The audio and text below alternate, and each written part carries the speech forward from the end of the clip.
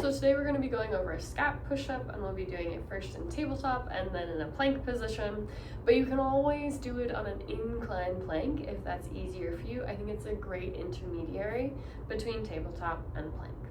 So what we're working with here is the scapula, right, which is this bone right here at the back of that is our shoulder blade. And with a scap push-up, what we're focusing on is keeping our arms straight, and then our shoulder blades are coming back and they're coming forward. So it's shoulder blade protraction and then retraction. And here, this is an open chain, which means that, right, my limbs aren't attached to anything. And so that means that my shoulder blade is moving around my body.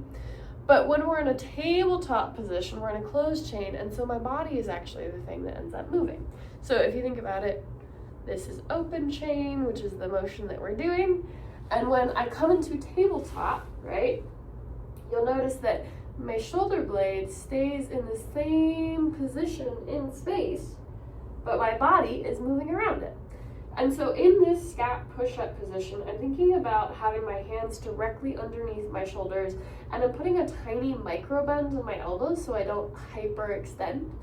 And I'm thinking about a bit of external rotation. So I'm making sure that my elbow's not pointing all the way forward, but also not that it's pointed out to the side here. And then from this position, my head's in a neutral posture.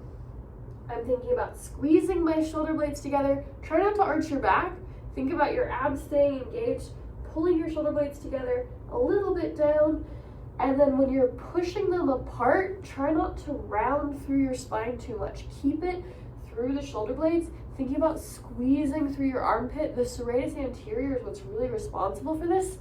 And what a lot of people will do is they'll pull up into their upper traps to make this motion happen. So make sure that when you're pulling apart, you're not letting them come up as well.